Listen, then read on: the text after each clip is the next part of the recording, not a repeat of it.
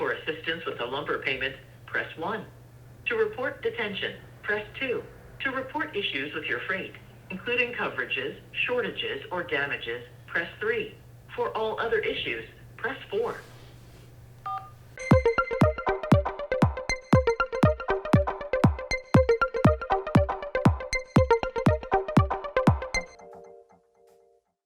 Hi. This week we had a load rejected, a broker go MIA, a transmission on the fritz, a canceled load leaving a driver 800 miles from his next stop without a trailer or a load, blown deadlines, and that was just the first half of the week. Just a short while into this adventure in trucking, I'm learning some very valuable lessons.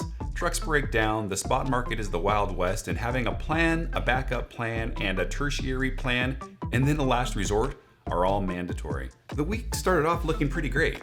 Rates are high and the available number of trucks on the roads were low due to storms from the previous week, getting shippers and receivers kind of behind getting their cargo moved. Here in the Pacific Northwest, things were great. The weather was warm, the pavement was wet and bare, and we were ready for a great week. On our first load of the week, we picked up a short local haul just to shake off the weekend. We arrived early to the shipper, hooked up to the broker's trailer, and we're on our way to drop it off just an hour away.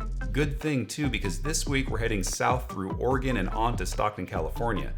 All the needed permits are in place, the truck is fueled, and the driver has a full drive clock.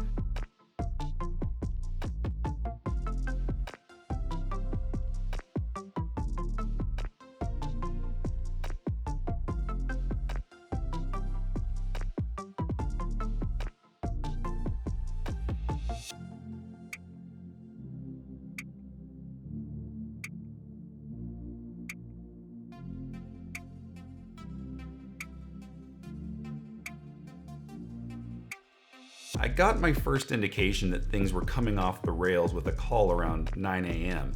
The receiver can't take the shipment. Sounds like the local coffee distributor doesn't have room in their warehouse. No problem, we're way ahead of schedule. The broker will just have us take this back to the shipper's drop yard. We were already planning to drop an empty trailer in the area anyway, and it's close to our next pickup. So the week is still great, just a hiccup. So I wait. 2 hours go by with no response from the broker. I finally get a text saying just to deliver it tomorrow. Unfortunately, the assigned driver will be in California by tomorrow, so I responded to the broker's text message with that update. Nothing. So I give him a call. It seems like no one can get a hold of the team that's responsible for this shipment. Keep in mind that my driver is paid by the hour, so not only is the truck sitting, but the driver's shift hours are ticking away and I am paying for the pleasure. None of this bothers me too much. I understand the industry and that the unexpected is part of the plan. But since I'm so new, every delay is exaggerated, and any late arrivals can cost me by dragging my service scores down, not only with the broker, but in my own internal tracking and metrics, and I have another pickup approaching. 7 hours later, the receiver wanted to close up shop. My driver is still sitting there, so Trent, the driver, and the facility workers figured out a solution to the problem without the broker. They went ahead and dropped the trailer there and just had to have the broker find another carrier to pick it up and back it into a door in the morning. That delay forced us to miss our next pickup and be late to the one after that, so I was under some pressure. You can imagine the stress levels I was feeling when the driver called to let me know that his truck would not shift into gear the next morning. Good morning. It is 6:30 a.m. I am headed to the yard because my driver was going to a pickup, which he was already late for because of a previous load. It took 7 hours to unload, and we needed to switch trucks because the truck that he has been driving needed to go in today for a wrap.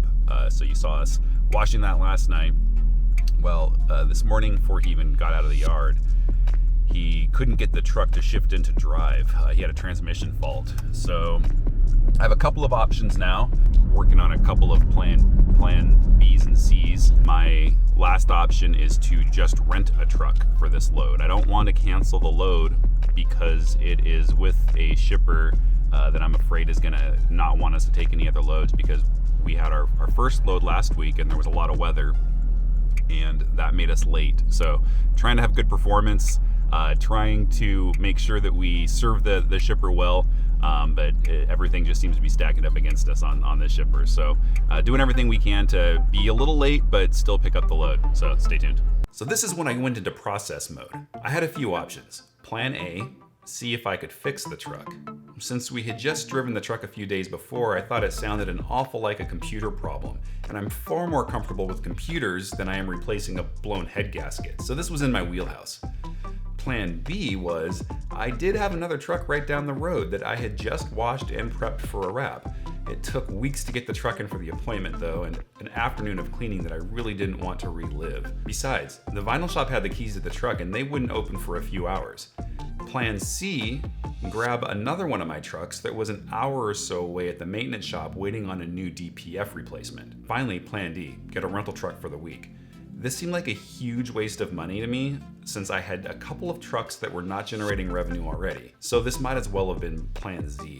I was somewhat successful with Plan A, getting the truck back on the road. I was able to get the truck to shift into gear, but that service light was still on. I also thought better of sending a driver out in a truck that was having any issue at all, and by this time the shop was open, so I called my service advisor and he agreed that we shouldn't use the truck. And my other truck was ready to get picked up anyway, so we got the truck that we're picking up sitting over here, and then we got the truck that's broken down over here. So we skipped Plan B, went straight to Plan C with a couple of Plan A sprinkles. We were able to drive the truck enough to get it to the shop. Crisis averted and we were on our way.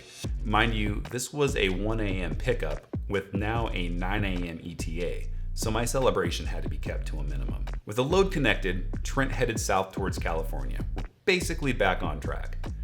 Right before he arrived at his destination, I get a weird notification from the shipper and I checked the status of our return shipment. It was canceled. Worse yet, we brought the shipper's trailer down, so we didn't have a trailer of our own to reload. This severely limited the options that we had looking for a load to get back. So back to planning. Here we go again. Plan A, find a power-only load. Plan B, find a loadout or a drive-away. It's basically a trailer that a dealer or a leasing company has that needs to be removed or rebalanced. Sometimes even a broker or a shipper will have these trailers available. Sometimes they even let you load it up. So that'd be great. I can get a load and I can get paid for bringing the trailer up. Perfect. Plan C was to bobtail back 800 miles. Obviously, this is not a great option.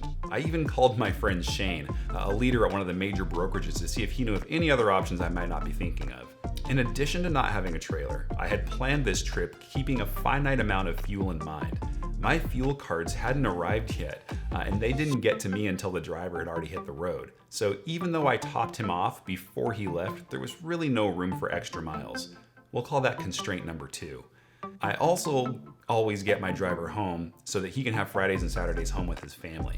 We'll call that constraint number 3. Last, since I'm still a new carrier, there are a lot of brokers that just won't work with me yet. I still have a few months to a year to get some age on my operating authority, so that severely limits the number of shipments available to me. We'll call that constraint number 4. So, to recap, I needed to find a load that was north of the driver's current location, preferably lightweight so I don't use too much fuel, doesn't require me to provide a trailer, and delivered by Friday morning. Well, something best laid plans. There's a plan in everything, kid. And I love it when a plan comes together. This one took me all the way to Plan C. My driver bobtailed or drove back with no load and no trailer for 800 miles. I consider this one a failure. I believe in minimizing the number of things that can go wrong and creating plans for the things you know will go wrong. When there's an issue I've never seen before, priority 1 is solving the issue at hand. Priority 2 is classifying the problem and creating a playbook for my drivers on how to solve it. I think the days of calling a manager for every little issue are over. I offer more to my drivers, but I also expect more in return in terms of problem solving, planning, and even strategic input. For now, I'm glad the problems of the week are over and I can get on to new problems next week. What about you? What would you have done with a driver that was 800 miles away, needed to be home in 2 days, and had limited fuel and no trailer? I'd love to learn from the pros on this one. If you enjoyed this topic, feel free to roll with us in future videos. Until then, keep the shiny side up.